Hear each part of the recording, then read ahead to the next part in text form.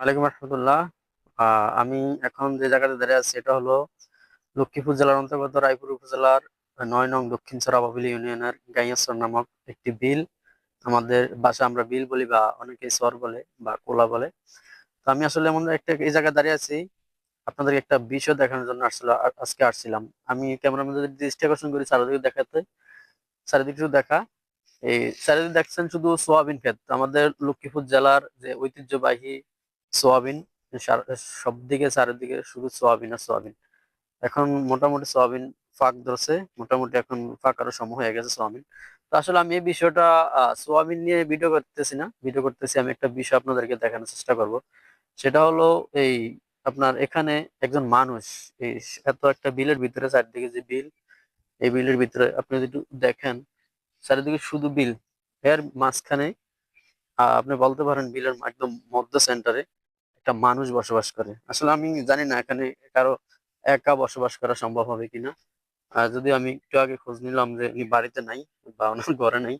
এটা ঘর বলতে আপনি এটাকে কুড়ে ঘর বলতে পারেন।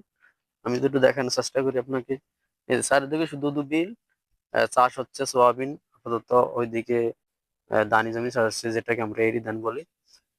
আসলে আমি ওনাকে বাড়িতে পাচ্ছি না, যদি বাড়িতে থাকলে একটু দেখাইলে ভালো হতো।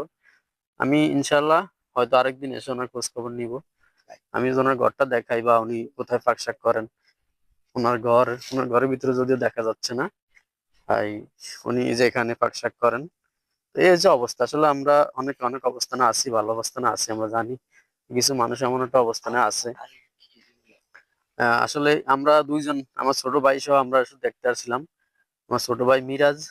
মিরাজ, তুমি কিছু বলো এ ব্যাপারে? বলুন তো কি ভাই, সালাম আলাইকুম। এখানে এমন একটা মানুষ থাকে না, মনে করেন এখানে আমির ভাই অনেক থাকে, অনেক বছর থাকে। মানে জায়গা রিজন মনে করেন রাইতের একটা আইলি মনে হয় না এখানে ভয় লাগে। তিনি কোনো ভয় লাগে না, কিছু লাগে না। অনেক বছর এখানে থাকে, ঠিক আছে। কত হইলো, তিনি মানে বউ একা থাকে আর কি। তিনি এক খেলাতে থাকে, সাথে কেউ কিছু নাই, কেউ থাকে না, আত্মীয় স্বজন সবই আছে। তো তিনি মানে অন্যরকম মানুষ, মানে পাগল ভাবে দেখা যায় চেহারা মেয়েটা।